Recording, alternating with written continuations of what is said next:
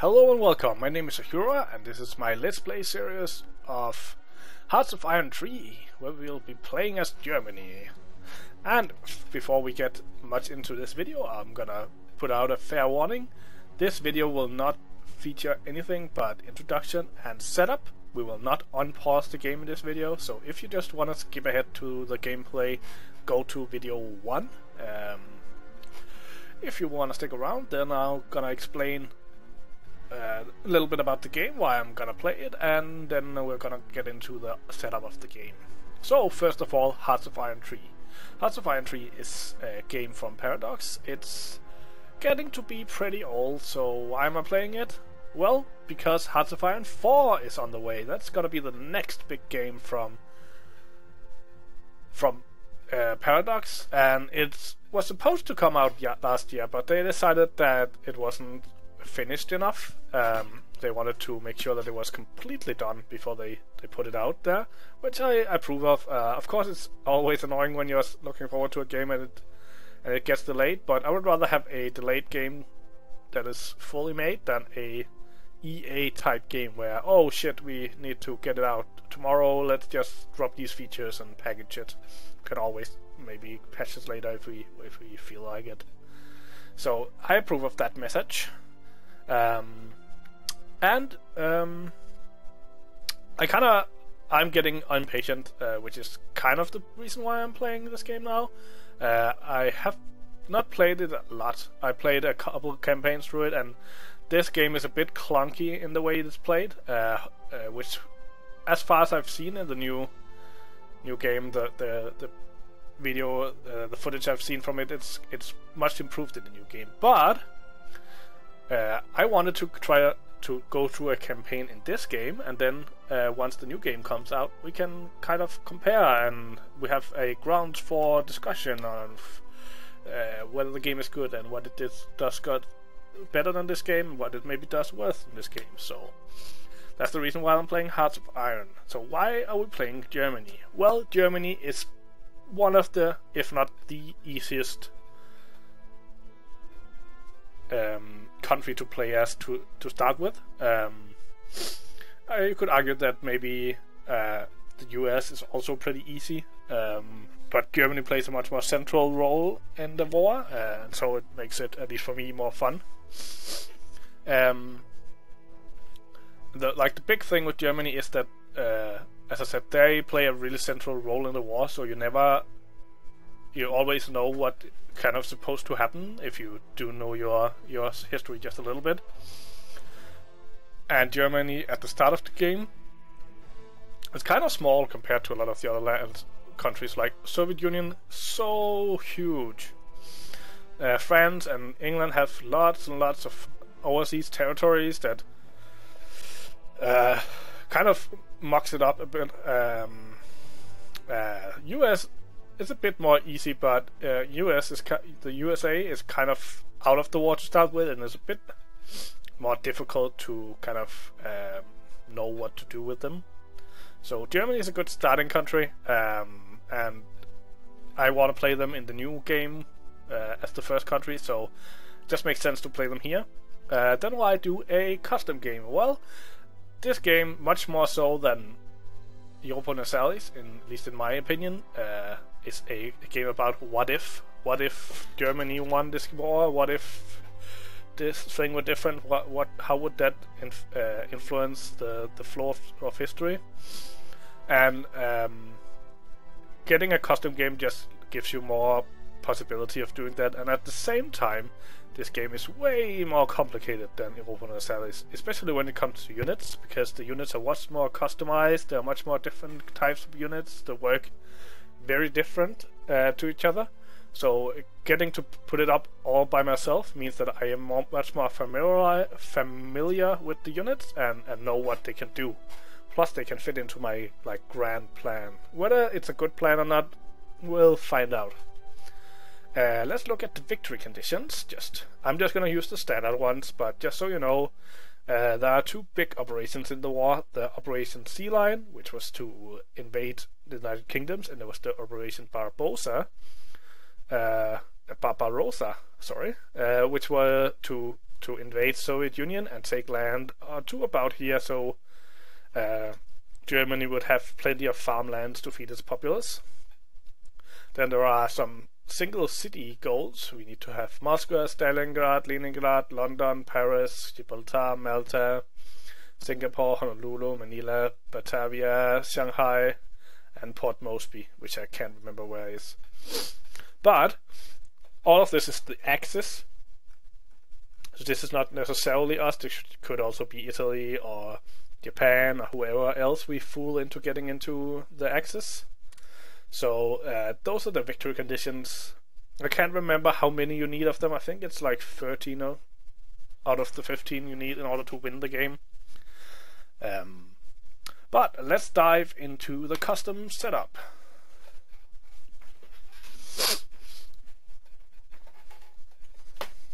So the first screen is diplomacy, and all we're going to change here is that we're going to go minimum neutrality to start with. Neutrality decides how much threat you are to other nations, and also is the thing that allows you to join the war. So the less neutral you are, the easier of a time you have going to war.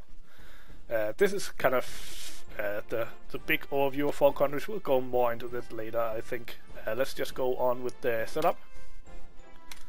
Then we're going to look at technology. First of all, I'm going to clear everything. We're going to set it up all ourselves. First, go into industry, because there's some things in here we need to have on for other stuff. We're going to build production up to 1940 levels. We're going to build all of this up to 1940 levels, just so we have more production of... Oh, that was too much. Of special resources.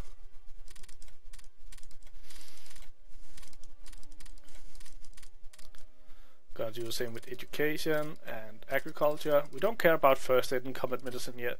We can just do that when we get closer to the war. We do want electronics, we want radio technology, we want radars. And we want this for faster science production. Let's just get electronic computers. Okay, then we can go into planes that we also need to have enabled. And I'm just gonna enable them. I'm not gonna do anything. Like, as you can see, most of this stuff came later on. We'll just research that as we go. Maybe I'll buy some of this, but we'll see. But let's go back to the meat and potatoes infantry. First of all, we need motorized infantry, because that's kind of the basis of... we only need them at 3.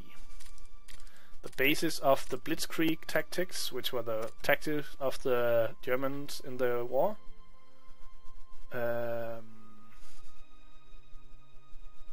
At least 3. They are all on 3.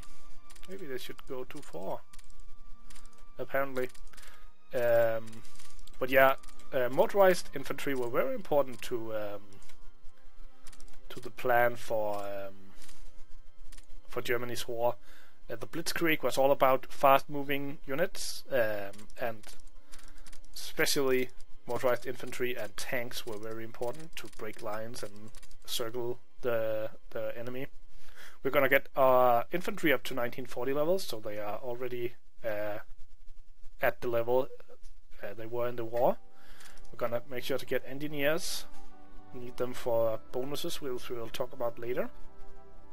We're not gonna worry about all this specialized infantry right now, and we're also not gonna worry about mechanized infantry since they are like a bit expensive.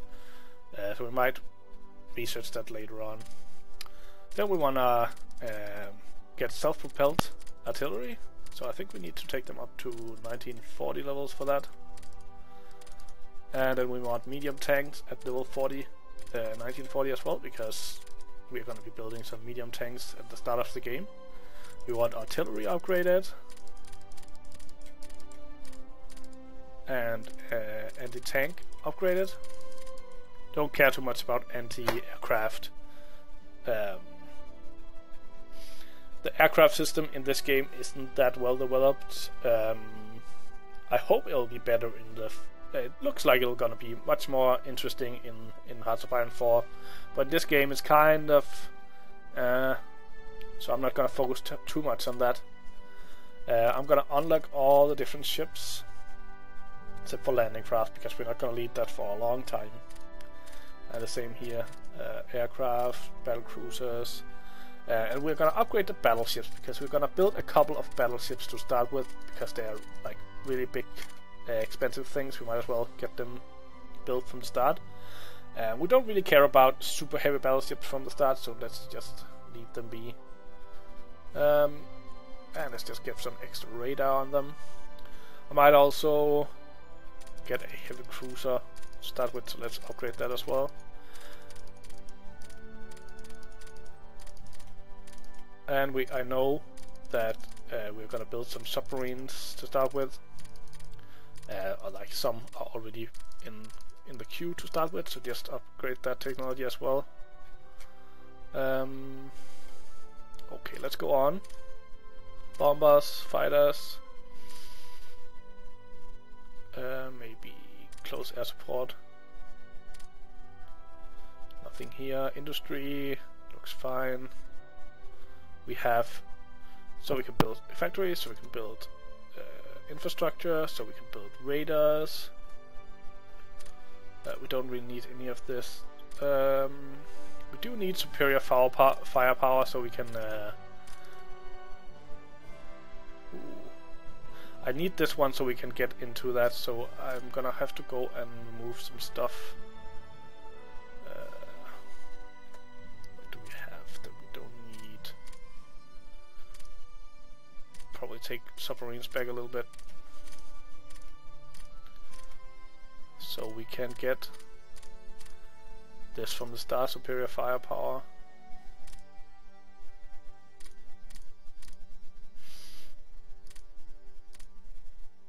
Okay. Let's go back on the heavy cruisers as well then. We're just not gonna build these from the start then.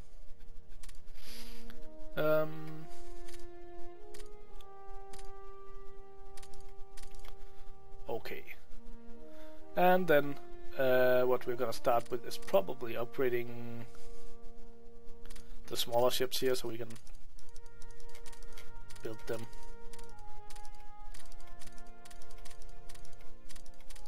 And I've just put some things in the queue for when we actually start the game. Let's go on to deployment. And as you can see, we start with a lot of different soldiers and stuff, but I don't want this standard setup, so I'm just gonna throw it all away. Bye bye. Gotta do the same with our planes. Just throw that away. And our ships, just throw that away. And I think I missed some planes down here. Let's just do this. Oh, I actually hit the wrong button, that's why it didn't disappear. Disband. So now all we are left is our two main commando units, like the highest level HQ. And I'm gonna rename this to OB East. OB stands for Ober Commando something. But now we have a West and an East, a bit more easy to remember than the weird names it had to start with. So, what do we actually need at the start of the game? Well, first of all, I would like some just basic infantry. If you don't know your history, after World War I, Germany kind of got the blame for that war, and they were punished severely. First of all, something called the Maginot Line between Germany and France were established, and the Rhineland, which is the area around the Maginot Line, they were not supposed to put military in there at all. Then their army was limited. I cannot remember the exact numbers, but it was a pretty small army, maybe even smaller, that was needed to defend Germany. So we're gonna play a little bit along that line, just build some basic infantry to hold the lines later on in the war. We want infantry, of course, we want artillery, we want anti-tank, and do we want some engineers with them, or just an extra infantry? This was the upgrade we built in theory. Normally you can only have 4 brigades in a division, but we can now upgrade them to 5. So what do we want? We can, as you can see, there's like a bonus system down here. If you have infantry plus armored artillery, direct fire, or support, then you gain bonuses. Of course, the bonuses has to kind of make up for the fact that you have less of the main unit. So if we, for example, put engineered in here, then we would get to a 15% bonus. But they don't really prove our... If you can see our soft attack, if we put them in, we get more hard attack, same soft attack. Could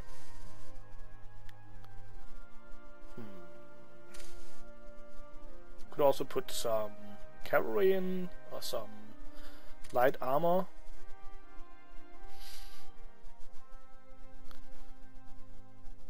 This is the strength. So if we put the light armor in, we get a lot of extra strength, but it also becomes way... Oh, this is heavy armor. Way more expensive, whereas the engineers cost only a little bit. But if we just put some more infantry in, infantry it would be 11,000 strength, engineers 9,000. So what? I think we're just gonna have 3 infantry, artillery, and anti-tank. This is just gonna be our units for holding the line. They're not gonna be supposed to take a lot of ground, so I think we're just gonna go with 3 infantry, artillery, and anti-tank. And then I'm gonna build 15 for each front. So first of all, we're gonna place some here in Poland, or near Poland. He was supposed to be there. I'm gonna place some along this border. I think I'm gonna move this guy down here. I don't really care about the numbering being in the right order because it's gonna be scrambled a lot later on. And then before I go on to the other front, I'm just gonna create some HQ units. So everything in this game is kind of based off of command lines. The different generals give bonuses to your units, but only if they're within radio contact, which these lines represent. And the higher up in the hierarchy you go, the longer the radio contact can be for the units still to be effective. If they lose it, I think we can, if you like, put this guy over here. You'll get a red line like this, meaning that they don't have radio contact, so they won't get any bonuses. We're going to put the first army into the OB East, Berlin. So this is our Eastern Front command. And I'm going to do the same for the Western Front. Except here we are going to be bad, and we're going to place all of our infantry along the Maginot Line. This is because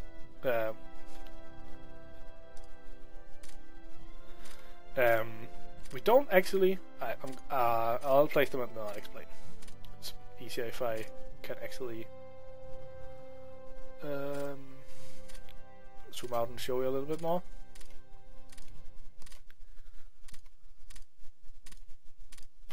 So, the plan for the war, or the original plan, which I will kind of follow, was that first they took Poland, and then they took France. I'll probably like the problem is that once they go into Poland, then the war is declared, and we need to defend against France. So both things will probably end up taking place at the same time. All of this border isn't really important because some of the things that will happen at the start of the game, and spoiler alert if you don't want to know this, if you don't know your history, you can skip. I'll put in a link where you can skip over this. But spoiler alert, Austria and big parts of Czechoslovakia will just be ceded to us without any war before the war actually starts. So all of this is not important. Italy will be our ally, so there's no reason to place anything down here. What we're going to be fighting at the start of the war is Poland and France. But in order to get into France, we either have to go through the Maginot Line, which is heavily defended, as you can see. Plenty of fortresses, plenty of anti-aircraft guns, plenty of soldiers and stuff. So we just want this line to hold. These infantry are only there to hold the Maginot Line. Then we're gonna build a bunch of motorized infantry and tank divisions that will be placed all along this border. And what their job is to take Holland and Belgium really fast, and then go in behind the French line here and take Paris, and hopefully that will end the war pretty quickly when France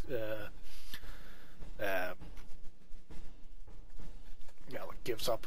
So that was the plan in the real war, and we're gonna follow that plan because it's a pretty good plan.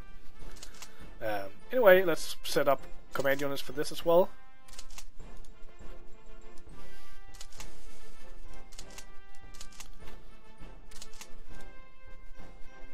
Didn't get these two guys in. Let's put them in. This guy. Oh, I accidentally made an extra HQ for them. Let's select him and disband. What we want is to attach this to 5th Corps. Attach this to 5th Corps. Okay, then we have these guys, and we're gonna make a corps with them as well. Then we are gonna create an army and attach all of them to the 2nd Army. I accidentally moved the wrong thing. Attach to the 2nd Army, and then we're gonna attach the 2nd Army to OB West. So that was our infantry. We're gonna build some ships again, as I explained, because they take a long time to build. We're gonna build a couple of battle cruisers.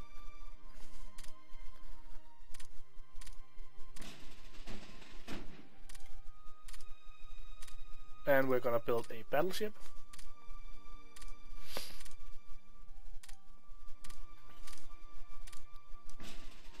I accidentally built 2 battleships, I think I did. Let's see. I'll just put them into I can always delete it if I don't have enough. And then we're gonna build industry. And we're gonna build industry because that means that we can build more stuff in the game.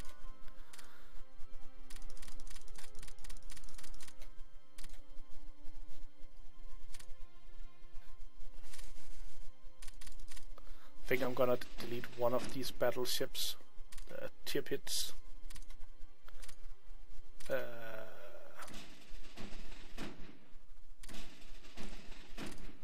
Just disband him and build some more factories. We're gonna build them over here because there's a less chance that they'll get bombed on this front. Build them here.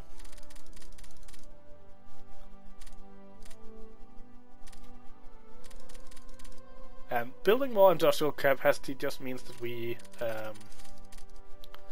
can build more. So this is kind of my tactic for the early part of the game, is to build up our industry so that once the war, or like once we get on in the game, we can build more stuff. Like use a couple of years to build up industry, then mass produce army and weapons, and then go to war. So we're done with deployment. Let's go into the first part of, or into the actual game. And as I said, I won't unpause. We'll just do the initial setups, and then in the next video we'll actually unpause. So first of all, we can establish some more efficient laws. We can go up to a... Why can't we do that? So we can reoccupy the Rhineland. And we can go into diplomacy. I want to just auto-enable trade.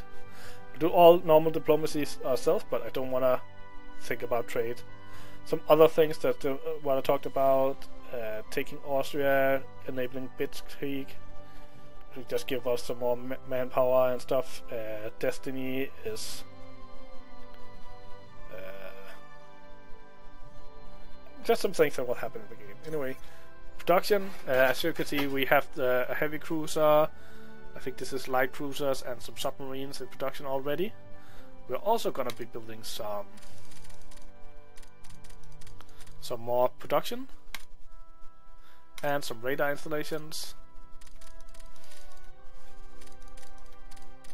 5 series of 2 to start with, and then we're gonna be building some.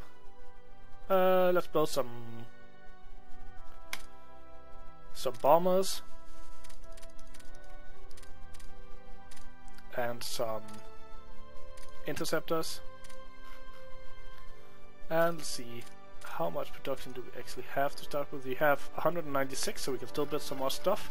Let's start on some armored divisions. So medium armor, some self-propelled artillery, some tank destroyers. They're the same speed as armors, and we need 1 motorized infantry in there to get the bonuses.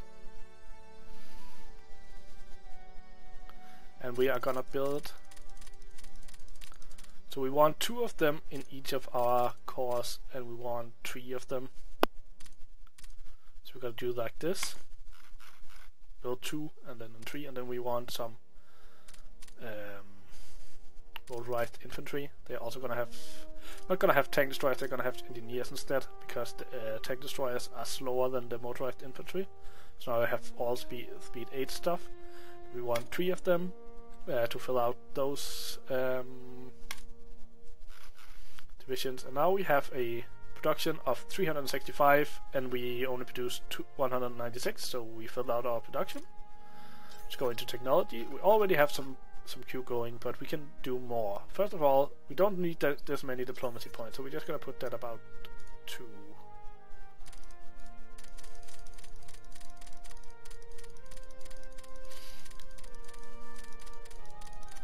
And we don't need so much espionage points, so also put that about 2. Then we're gonna take research. We need to train some officers. I don't remember exactly how much we need, but we want this to stay at least at 100%. 100% means that we have enough officers to lead all of our troops. If we get below 100%, we'll get penalties. But as far as I remember, there's not that much. There's no bonus to having more than 100%. 100% more than 100% just means that you can that you have extra once you start losing troops. So let's get some of this basic stuff out of the way that we skipped in the initial research.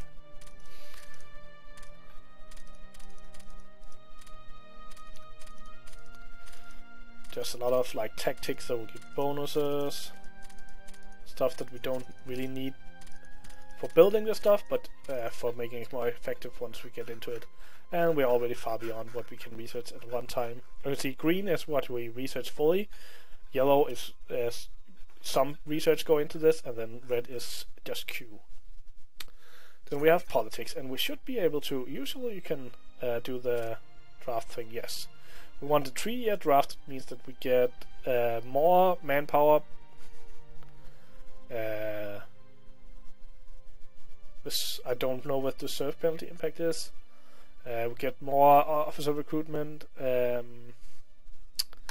All around it's just good for what we're going into, more war. And also we are going to change the industry law into mixed industry. So instead of having a industry that's focused on consumer goods, we're going to have equal focus on consumer goods and supplies and stuff like that. So this has a 15% penalty on IC efficiency for production. We lose this penalty here, we produce more supplies. It's not as good for like your population and stuff, but we will have a fine time with this. Once we get into later stages of the game, we can improve it even more. So that was then intelligence. We just want to set up the countries that we want to spy on. In Europe, we want to spy on France. Pretty important. We want mainly military espionage and counter-espionage. And then we want to disrupt them. Disrupt natural unity to make it easier for us to get in and kill them. Then we want Poland, about the same, but not as important because we're gonna kind of roll over Poland. And then England, of course, very important country. We want counter-espionage, we want military espionage, and we want to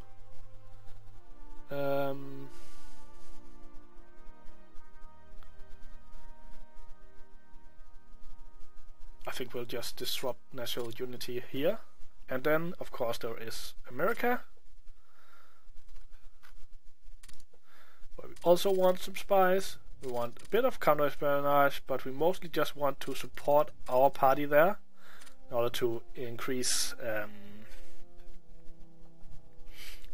likelihood that they'll either be neutral or support us. Maybe we also want some military espionage, counter-espionage. I think that is it. Theaters, not something I will worry about in this game. And we enacted those two things. And now we are actually ready to unpause. Check production one extra time. See, we got some extra production out of... should have gotten some extra production out of... that maybe it doesn't take into account before it actually ticks, but we are ready to unpause, which means that I'll end this video here. Hope you will follow along with this series. If you like it, consider hitting the like button and subscribing to my channel. It will help me out a lot. Hope to see you in the next video, and until then, have a good day.